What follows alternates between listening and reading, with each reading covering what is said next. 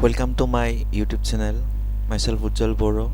In this video, I am going to discuss about the information society and knowledge society. So these are the content I'm going to discuss in this lecture.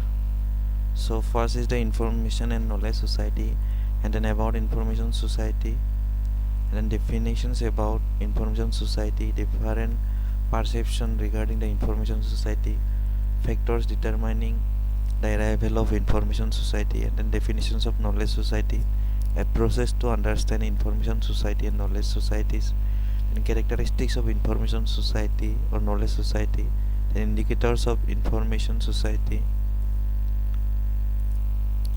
and major issues that have associated with in a society to move in an information society, knowledge society, challenges and approaches that countries needs to adopt in order to move transition into knowledge society and information society, and then information as digester. So before going to understand about the information society and knowledge society, we need to understand about the informations and knowledge. So what is information? Information takes the shape of structured and formatted that remain passive and inert until interpreted and processed by knowledgeable individuals can be clearly illustrated. Let's try to understand this statement regarding information. Suppose in a library catalog, data like book titles, authors and subjects are stored in structured format but remain passive until accessed. Librarians or user must use their knowledge to search, interpret and process this data to find useful information. For example, a student looking for books on ancient civilization needs to search the catalog, understand the metadata and select relevant materials. So without these interactions, the data stays inert, means the static, and does not provide value until it's actively used. And then about knowledge statements regarding knowledge. So knowledge empowers its possessors with the capability for actions, intellectual or physical.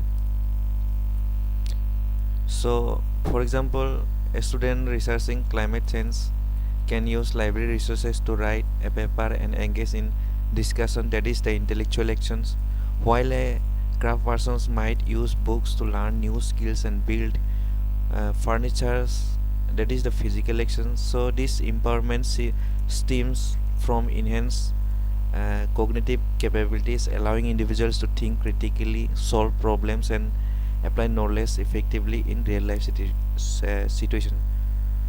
Cognitive capability helps to human being to develop innovative capabilities. Such cognitive abilities could be intelligence, perseverance, creative thinking ability and even pattern recognition. So before going to understand, it is also important to understand how from the pre-industrial society move pre-industrial society to the post-industrial society. So this is the table given by the Daniel Bell. So let's understand. So first was the pre-industrial society, and then industrial society, and then post-industrial society. So these are the societies parameters. So mode of productions in the pre-industrial society was extractive, and then economic sector was primary agriculture, mining, fishing and timber, oil and gas. And then the principal resources for transforming the economy in the pre-industrial society was natural power, wine, water, draft, animals, human power. And then strategic resources was the raw materials, and then technology was the craft in the pre-industrial society, and then workforce was artisans, then craftsmen, farmer. And then methodology was the common sense, trial and error experience, and then time perspective in pre-industrial society was the orientation to the past, and axial principle was the conserving and maintaining the traditions. And then in industrial society, mode of productions was the fabrication, and then economic sector was secondary, that is the productions of goods and construction industry, and then the principal resources for transforming the economy in the industrial society was the generated energy, electricity, oil, gas and coal, nuclear power, etc. And then strategic resources was the money in the industrial society, and then technology was the machine tools, and then workforce was engineers, skilled workers, technicians, and then methodology was the empiricism, experimentation experimentation and then a time perspective in the industrial society was the adaptability, and then axial principle was the economic development. And then in the post-industrial society that we have to study in this lecture, so mode of production was the processing and recycling, and the economic sector was the tertiary, quaternary and the quinary. So in the tertiary, transportations and utilities, and quaternary, trade, finance, insurance, real estate, and then quinary was the health, educations, research, government, recreations, etc. And then the principal resources for the transforming the economy in the post-industrial society is the informations and knowledge, and then computer and data transmission system, and then strategic resources is the human knowledge. And then the technology in the post-industrial society is the informations and communication technology, that means the computer, software, internet, etc. And then workforce was the scientist, knowledge worker, those generating new knowledge. And then the methodology is the modeling, simulation, then decision theory and system analysis. Then the time perspective in the post-industrial society is the future orientation and forecasting and planning, and axial principle is the codifications of knowledge. So this is the table regarding the move from pre-industrial society to the post-industrial society that was given by the Daniel Bell. So now about information society. So the concept of information society emerged during the 1970s and throughout the 1980s and rapidly gained popularity and currency, its proponents ranging from scholars and academic authors to popular writers. Prominent among the first group of writers were Masuda, who in the Japanese context perceived an eventual transition of the society to the point at which the productions of information values become the driving force for the development of the society. The second writer belonging to this group was Tom Stonier, who perceived the dawning of a new age for Western society. He draws explicit parallels and contrast between industrial and information society. Although not very comfortable with the term information society, that is, Daniel Bell did much to sustain it through his work on post-industrial society. Then Daniel Bell, the classical exponent of post-industrialism, also theorized the information society. So in the coming of post-industrial society that is written by the Bell, he argued that the increased part played by science in the productive process, the rise to prominence of professional scientific and technical groups, and the introductions of computer technology are all the evidence of a new axial principle at the core of the socio-economic system, namely the centrality of theoretical knowledge. Then the emerging social framework of information society builds upon this base. Information increasingly becomes a source of added value and source of wealth, and a growing portions of workers is employed in the information sphere. The important factor enabling discourse to shift from post-industrialism to information society is the massive growth in the economic significance of the information technology. And then Alvin Toffler and John Naisbitt have done much to popularize the concept of information society. Naisbitt contended that the United States made the transitions from an industrial to information society as early as in the 1960s and 1970, and that in this process the computer played a significant role. On the other hand, Toffler talked of an information bomb exploding in our midst and a power shift in society which will make it depend on knowledge.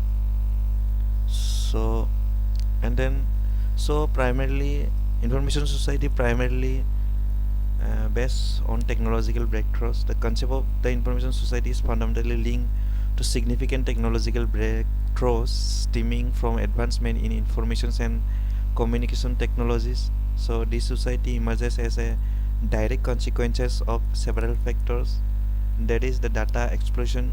The vast increase in data generated and collected shapes how information is processed and utilized, making data a core component of societal function. Then the information consciousness, there is a growing awarenesses and reliance on information among individuals and communities, leading to an increased demand for information access and uses in daily life. Then the accelerating technologies developments, rapid advancement in computing and communications technologies drive the evolutions of the information society, enhancing capability for data processing, storage and transmission. Kaukel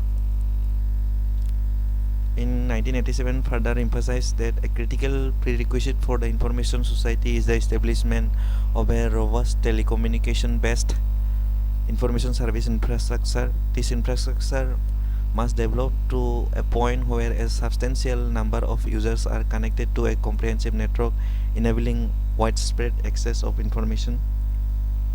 So in summary, the information society is characterized by its reliance on advanced technologies, a vast increase in data, heightened information awarenesses, and the necessity of a strong communications infrastructure to support connectivity and information flow. And then definitions regarding the information society. So according to Brainstorm, it is a society where the majority of people are engaged in creating, gathering, storage, processing, or distributions of information. Then Manfred adds that an information society is a stage in the evolutions of community brains towards a whole brain. This is probably most likely to be the essence of the great transactions that futurists seems to agree on. When enough people begin to believe it is likely to happen, if it is a stage in natural cultural evolutions, then this belief may contribute to its self-fulfillment. It will take some decades before this idea is sufficiently widespread, and until the first information society appears. Then Ron Feld in the 1992 is of the opinion that the information society is one which is the steady blurring of the boundaries which presently separate computer hardware, communication systems and satellites, global networks and more. Then the Martin James in the 1970s maintains that the term information society has come to represent societies at an advanced post-industrial stage characterized by a high degree of computerization, large volume of electronic data transmission, and an economic profile heavily influenced by the market and employment possibilities of information technology. And then also Daniel Bell, the term refers mainly to the social structure of post-industrial society. It describes the characteristics and the structure of the society of which the driving force will be the productions of information values and not material. So in the old definition, there are key points about the information society includes the engagement with informations and then the evolutions toward a whole brain. So in the engagement with information, there is Bronsko, you can see in the slide, emphasize that a majority of individual, you know, participate in creating, gathering, storing, processing or distributing informations, and an evolution toward a whole brain. Manfred Cochins views the information society as a stage in the evolutions of collective intelligence, suggesting that belief in these transformations can help bring it to fruition. And then interconnectedness, this is the key terms that is Ronfeld highlights the blurring of boundaries among computer hardware, communication systems, and global networks, reflecting the integrations of technology in society. And then post-industrial characteristics, that is highlighted by James Martin. He describes the information society as advanced and post-industrial, marked by high computerizations and significant electronic data transmissions, influenced by the job market for information technology. And then last, and the for focus on information values, that is highlighted by the Daniel Bell. He asserts that the information society structure is defined by a shift towards producing information values rather than material ones. So these are the key point that is under these definitions about the information society.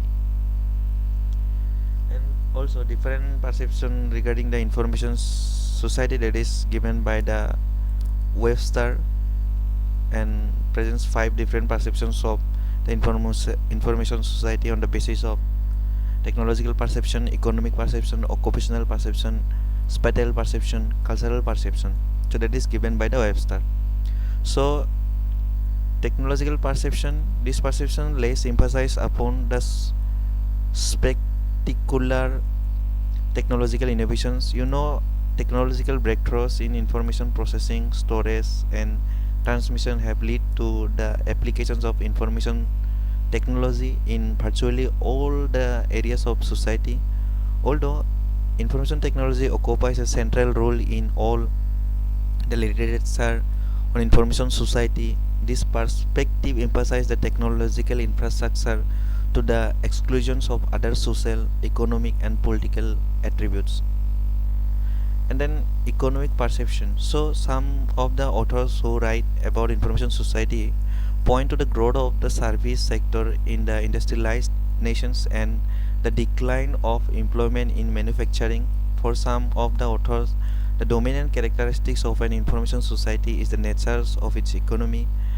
Megalf in 1962 initiated this research perspective by analyzing the growth of the knowledge sector in the US economy, and in Megalf analysis, industries primarily concerned with productions and distributions of knowledge, it is the knowledge industries, were examined separately and rather than as a part of the overall service sector.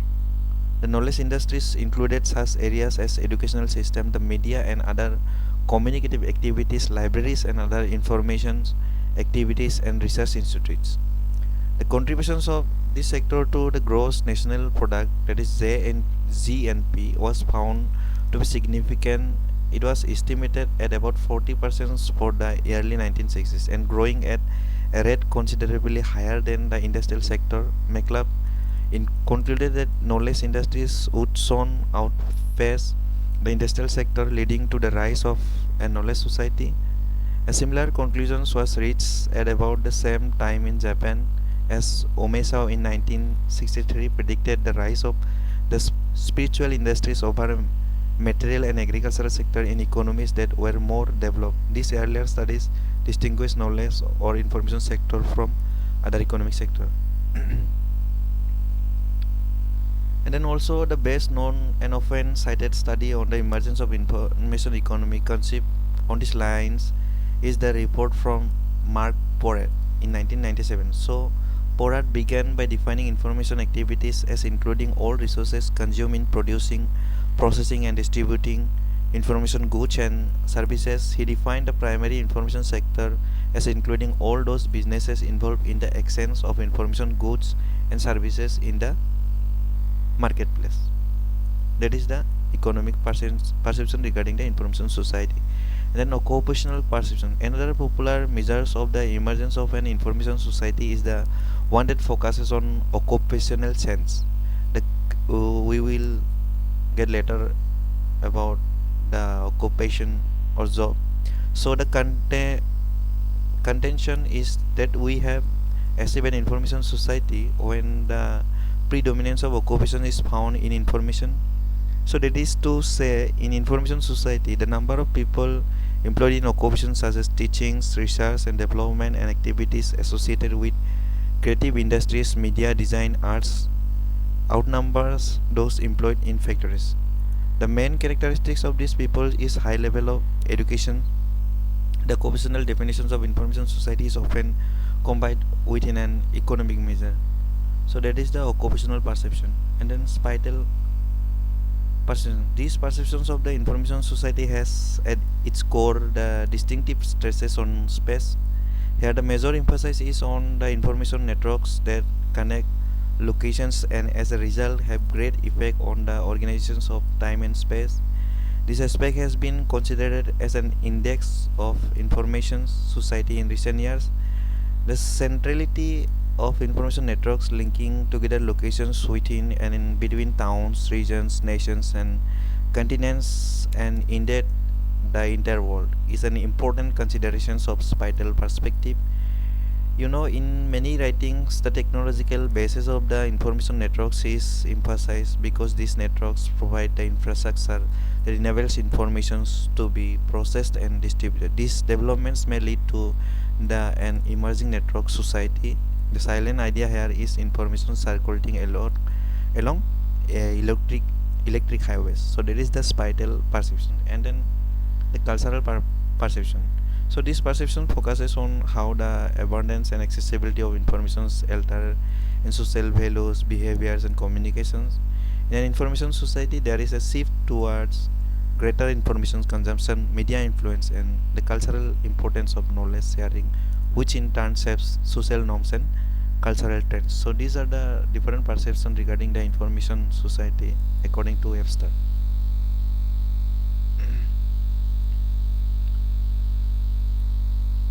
And then factors determining the arrival of information society. So first is the shifts from industrial to information economy.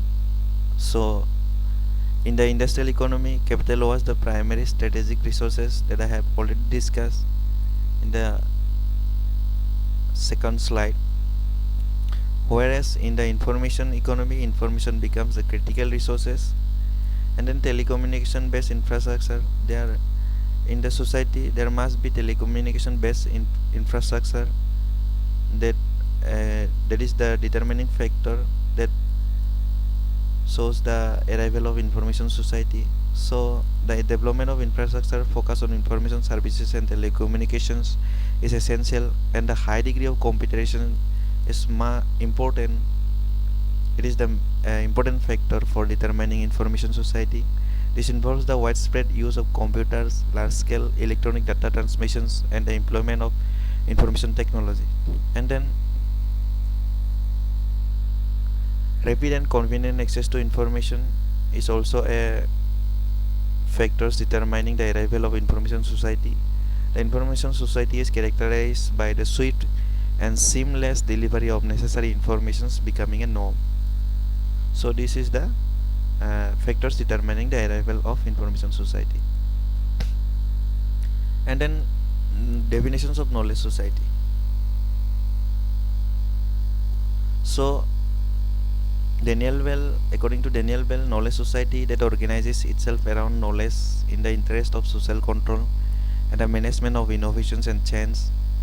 Then according to Yonichi Masuda, knowledge society is a new type of society where the positions of informations and not material wealth is the driving force behind its transformations and development, and where human intellectual creativity flourishes. And then according to Nick Moore, knowledge society is a society where information is used as an economic resources, the community harnesses, exploits it, and behind it all an industry develops which produces the necessary informations. And according to Hungarian National Strategy of Informatics in 1995, a social structure based on the free creations, distributions, access and use of information and knowledge, and the globalizations of various fields of life. Then Bella Murani, a new type of society in which humanity has the opportunity to lead a new way of life, to have a higher standard of living, accomplish better work, and to play a better role in society thanks to global use of information and telecommunication technology. So, in all these definitions, there are few key points that I have to discuss it. So, first is the focus on knowledge and control. So, Daniel Bell describes the knowledge society as one organized around knowledge, prioritizing social control and the management of innovations and science, and then a transformation through information. Yunaji Masuda highlights that in the knowledge society, information, not material wealth, drives transformations and development, fostering human intellectual creativity, and then economic resources. So Nick Moore emphasized that information serves as an economic resources, with communities harnessing it and industries developing to produce necessary information. Then free access and globalizations.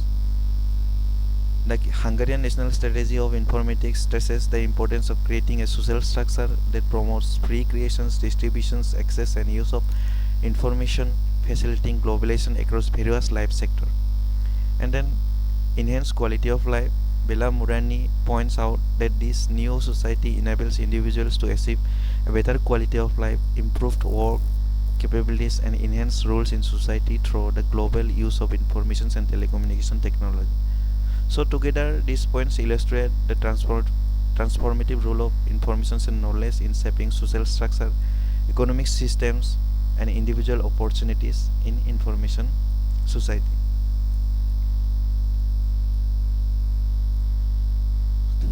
Okay, there are two approaches to understand about the information society and knowledge society.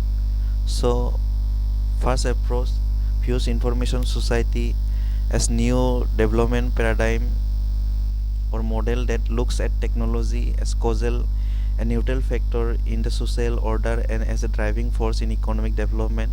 Many developing countries and to a certain extent even India seems to have adopted this approach, which places technology at the core of this development model, expecting the telecommunications industry to lead this move towards an information society. The digital content productions industry also assumes significance in this approach. So, first approach mainly focuses on data, telecommunication channel, and storage space. And then the second approach contests the first one in certain respects. This approach emphasizes that the focus should be on human beings and conceived in terms of their needs and within a benchmark of human rights and social justice. It suggests that the new phase of human development that we are entering into is characterized by the predominance of informations, communications, and knowledge in the economy as well as human activities. Technology has accelerated this process but is not a neutral factor as technological development is guided by games of interest. So the second approach mainly focuses on about human beings, cultures, and communication. That means the information is determined in terms of society and not the other way. So knowledge society, knowledge society is a society where every citizens will have the ability to make use of informations, access to informations, capability to use informations and communication technologies for one growth and development for improving his or her quality of life. So it is important for all people, for all society. So from above two approaches or definitions, the term information society or knowledge society, as we use these two terms synonymously, may not necessarily imply the same notions for all countries. There are different stages of development in the different countries, and therefore what is important use us is to see what is actually relevant and important for a particular community and society. So the true dimensions of a knowledge society will be visible not within telecommunications and information technology but in education, science, innovations, and in the new economy. The content and cultures that is relevant to that particular society. So from this term will we understand Okay, so this is the two approaches through we can understand about the information society and knowledge society. So now difference between information society and knowledge society. Okay, you know, information society and knowledge society is used interchangeably. Okay, but there is difference between them. So and it is important to understand the difference between them because we are from library information science background, and every time we deal with information and knowledge. So this society, information society, thrives on rapid access, disseminations, and management of information. The infrastructure such as the internet, smartphones, and social media enables individuals to share and access information. Okay, for example, consider the rise of the internet. It has transformed how we access news, connect with others, and share data. For instance, platforms like Google allow users to find information on virtually any topic instantly. This has empowered people with knowledge but does not necessarily require them to engage critically with the information. And then knowledge society, so it emphasizes the creation, sharing, and applications of knowledge, encouraging individuals to engage actively in the learning process. This society values collaborations, critical thinking, and innovations, focusing on how knowledge can be used to address real world challenges. For example, think of a research university where students and faculty collaborate on projects.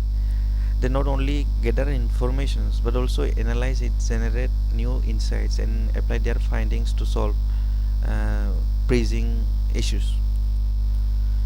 So this is the major difference between the information society and knowledge society.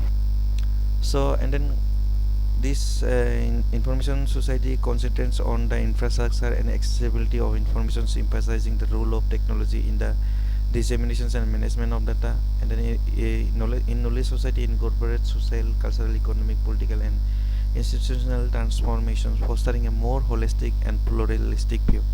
And then it serves as a prerequisite for the development of a knowledge society. Information society serve as a prerequisite for the development of knowledge society, providing the foundational tools and resources needed for information access. And in the knowledge society encompasses a broader spectrum of implications, including ethical and legal dimensions, and actively addresses issues of inequality and exclusions within society. And then in the information society lacks a broader context, mainly concerned with the technological and economic aspects of information distribution without necessarily addressing social or cultural dimension. And in knowledge society promotes informed citizenship, collaborations, and innovating, aiming for sustainable development and social equity. Then in information society often results in passive consumption of information rather than active engagement or critical analysis. And then in knowledge society encourages active, involved, and critical thinking, allowing individuals to contribute to and shape knowledge collaboratively in the knowledge society. So this is the major difference between the information society and knowledge society. So from this we will understand the information society and knowledge society we synonymously. So characteristics of information society and knowledge society. So first is the innovative ideas visit tangible goods. So tangible goods and products will no longer be a major force in knowledge economy or knowledge society. So to bring in a knowledge society, what we need to do is focus on new ideas and innovations. And then second is the continuous and lifelong learning. Similarly, we need to focus on continuous educations. This means we need to emphasize the importance of not only educations but also importance of lifelong learning. In other words, we need to build into our primary education system the capability to learn continuously. Now that is the one of thing that we look into in order to transit into knowledge society. And then third is the changes in workplace. We have already seen that there is a substantial change in workplace, such as many people do work from home. You know, you can see in the time of COVID-19 pandemic. So telecommunicating becoming commonplace. So knowledge society allow people to work from convenient locations and variety of different locations. Then empowering people is the not only people are beneficiaries of the revolutions brought about by new technologies, but are also to be empowered to actively participate in the process of development and decisions making. Now this is something equally important for transiting into the knowledge society. And then emergence of services sector as a major economic factor. So now focus in knowledge society on the service sector. It is one of the primary driving forces of the economy. Now these changes most of us have been experiencing that come about especially for example in banking sector, airline sector, railway reservations area, in education, in governments, in e-commerce and shopping as a result of information and communication technology. So these are the characteristics of information society, or what you say, knowledge society. And then the indicators of information society or knowledge society. So nature, so a knowledge society is one I have already discussed, in which knowledge creations, disseminations and use are the primary drivers of economic growth, innovations and societal development. Several key indicators are here. So first is the nature of job. So in a knowledge society, the nature of job shifts from traditional manual or industrial based work to more knowledge intensive information based roles. These jobs focus on creativity, innovations, problem solving, and the use of information to generate value. Roles often require specialized knowledge and skills in areas such as research, technology, data analytics, and design. So, for example, in a knowledge society, jobs in fields like software development, data science, and digital marketing are prominent. Compare this with an industrial society where jobs like factory or mechanical operations were dominant.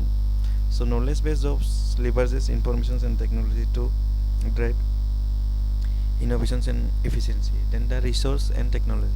So in a knowledge society, information and technology replace traditional resources such as raw materials or physical capital as the most valuable assets. Technology becomes central to the creation, sharing, and applications of knowledge. Innovation, research, and development play a significant role in advancing productivity and societal growth. So, for example, instead of coal, steel, or oil being the crucial resources as in the industrial as in a knowledge society, resources like data, intellectual property, and information technologies such as artificial intelligence, cloud computing, or biotech become central to the economy. Companies like Google, Amazon, and Microsoft thrive on information and technologies innovations rather than physical goods. And then workforce. So the workforce in a knowledge society is highly educated, skilled, and adaptable. Workers are expected to continuously learn and upgrade their skills to keep up with technological advancement. The emphasis is on lifelong learning. I have already told, and many jobs require advanced degrees or specialized training in areas related to information technology, data management, or research and development. For example, in the knowledge society, professions such as engineers, scientists, consultants, and IT professionals dominate the workforce. The focus shifts from physical labor to the intellectual and cognitive work. Employees are often required to stay updated on the latest technologies and industry trends through training, certifications, or advanced educations. And then the literacy level. A high level of literacy, particularly digital literacy, is a key characteristics of a knowledge society. Basic literacy, such as the ability to read and write, is fundamental, but in knowledge society, it extends to the technological proficiency. Citizens are expected to be fluent in the use of digital tools, the internet, and information system, as these are essential for participating in the modern economy and society, or the information society or knowledge society. For example, in countries like Finland or South Korea, where the transitions to a knowledge society is advanced, highly literacy rates go hand in hand with widespread digital literacy programs. Citizens are well versed in using digital platforms for education, work, and communication. Schools and universities emphasize digital skills, coding, and problem solving abilities. So, in the conclusion, we can say that the transitions into a knowledge society is marked by a workforce that is highly skilled and engaged in knowledge based jobs, a shift toward technology and information as a core resources, and high levels of both basic and digital literacy. This sense enhances economic productivity and foster innovation across sectors. So, these are the indicators of information society or knowledge society. And then the major issues that have associated within a society to move in an information society or knowledge society. These are the major issues that is associated with the information society and knowledge society. First is the privacy. So surveillance by government and others. In information society or knowledge society, it's easily possible for governments and many others to keep surveillance on its citizens. So much of information about a particular person or self and about everyone else is available that people can actually make use of this particular information to keep surveillance on us, affecting our individual privacy. So now this is major cause for concern in any information society because technology enables this. For example, people, business community know what we buy, where we buy, etc. Actually, there is so much of information, that is actually available with the net, that internet, that they can put these together and extract and derive an considerable amount of informations and data about each and every individual. So this naturally raises concern about the privacy of an individuals in the knowledge society. Okay, then the digital divide is the major issue that is associated with the information society. So we know that certain communities in every country or society are marginalized. According to one estimate, about 500 million of the people of the whole populations and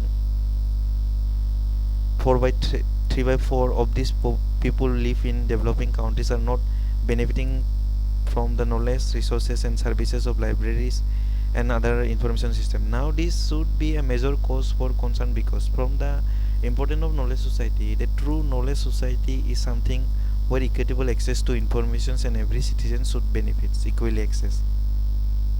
ICT and knowledge resources. So in a situations there is a digital divide such as which is obtaining between developed and developing countries, between the urban populations and rural populations. So between economically strong and economically weak, that is something that has to be addressed by every country which plans to transit into a knowledge society. We will discuss more about digital divide in separately in separate videos. And then commercializations of knowledge and access to knowledge. So we see the growth of the publishing and the information database industry. In this whole industries are trying derive economic advantage to benefit from access to knowledge and by creating knowledge products. So this goes against the essence of the knowledge society where we talk of equitable access and free access to information. So now there is a considerable amount of work that is going on by several bodies including the government of India such as Open Access Movement, the US Department also of Health, and even the government of India have taken certain initiative in this regard that any knowledge resources that is emanating from taxpayers' money, publicly funded research, the knowledge resources should be accessible to public freely. But still, it is a major issue in a knowledge society. The network control is also a major issue. It is concerned with the network is about how the network that move informations from one place to the other are controlled. Till such time open standards are widely used, there will be a certain amount of difficulty in realizing this particular objective because proprietary system and ownership of software and software products will impose some kinds of restrictions in access to knowledge.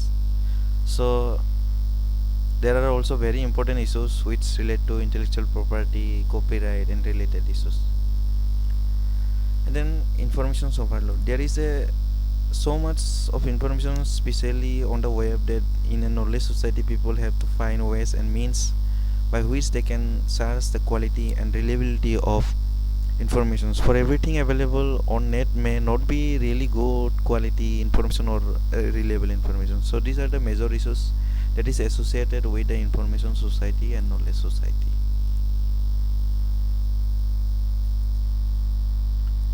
And then the challenges and approaches that countries needs to adapt in order to move transit into knowledge society or information society.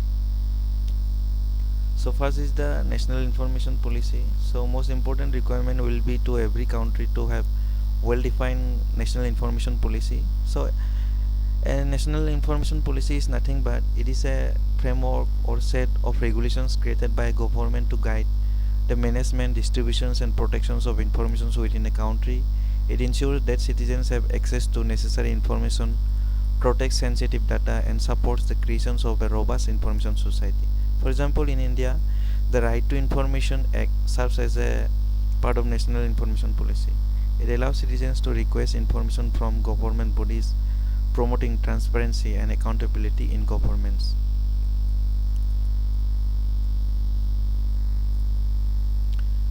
And then also need to build adequate national infrastructure such as infrastructure. So the national information infrastructure refers to the essential physical and technical system that supports the flow of information such as telecommunication networks, data centers, the internet and other communication technologies. It forms the backbone for information exchange, providing citizens and business access to various services. For example, the 5G network being deployed globally are a part of the national information infrastructure. This telecom infrastructure enables faster internet speeds, better connectivity and support various applications like the Internet of Things, smart cities and digital communication system.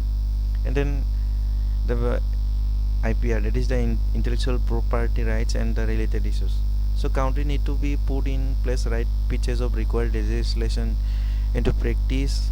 So IPR mainly refers to the legal rights that protect the creations of individuals or organizations such as invention, designs, literacy work and trademarks in the digital, as this extends to software, digital content and data, leading to issues related to piracy, copyright infringement and unauthorized data uses.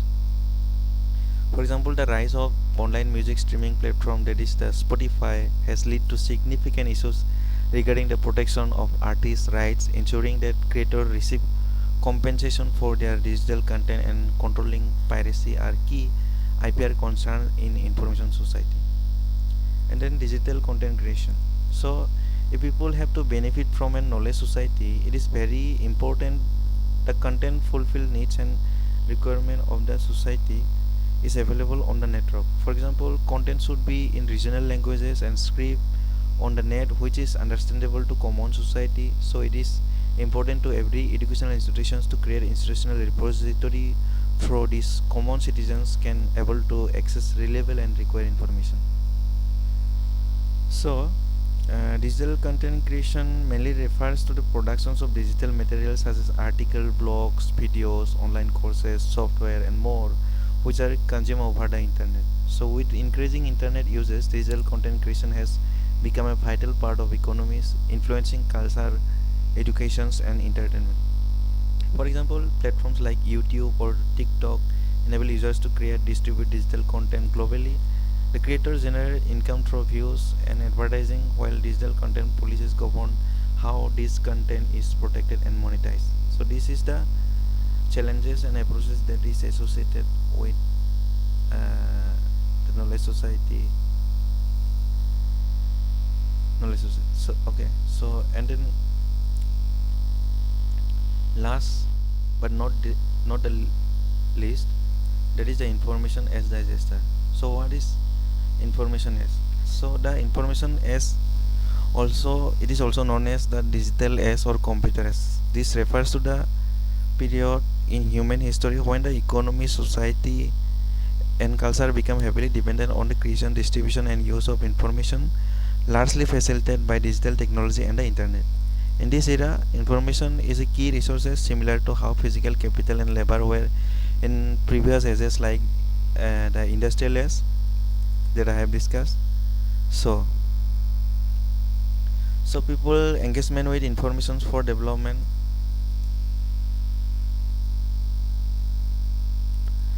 In the information age, people rely on information for personal growth, education, and societal development. This means individuals and organizations constantly create, store, share, and use of information for decision making, communications, and innovations.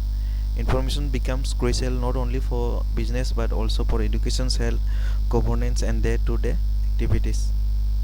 For example, in education sector, students now use online platform like Coursera or Khan Academy for learning and professionally utilize LinkedIn to stay updated on industry trends. The access to vast amounts of information enable faster learning and skill acquisition, fostering both individuals and societal growth.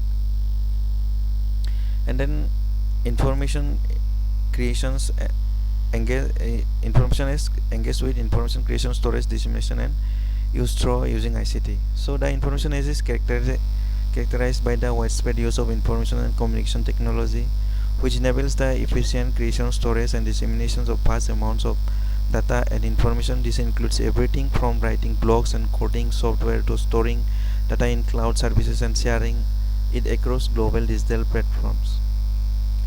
For example, companies store customer data in cloud databases like Google Cloud and or Amazon Web Service, that is AWS, while social media platforms such as Facebook disseminate user-generated content globally in real time. The use of these technologies ensure rapid access to information across industries. Okay, and then information as disaster. So, an information as disaster refers to catastrophic events that specifically arise due to the reliance on ICT and digital ecosystem.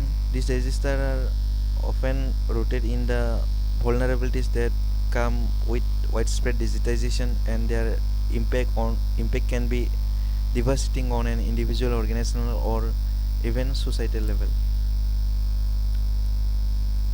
There are many forms for of information as disaster: cyber attacks, and then information accident, data loss and corruption, and information warfare, etc. So cyber attacks involves hackers or malicious actors targeting ICT system to steal sensitive data, disrupt services, or cause damage. This can include ransomware attacks, denial of service attacks, and data breaches. And then information accidents, these are unintentional mishaps that results in the loss, corruption, or mismanagement of information. They could happen due to human error, system malfunctions, or software bugs. And then data losses and corruption, this happens when critical data is lost or corrupted either through system failures, accidental deletions, or attacks. Data loss can lead to financial losses, operational shutdowns, or even reputational damage. And then information warfare. In information warfare, nations or organizations engage in manipulating or attacking digital information and communication system to gain an advantage over adversaries. It often involves disinformation campaigns, hacking government infrastructure, or destabilizing economic and political system. So this is the about the information as an information as disaster. Lastly, these are important point regarding the exam. So the coming of post-industrial society, 1972. This is a book. And then Neil Bell, The Social Framework of Information Society, 1980. Then Tom Stunner, The World of Information, in 1983. So this is all about in this video. So I also recommend to watch, that is made by the APG Patsala. You also watch that video. I will give this link in the description section. So thank you so much.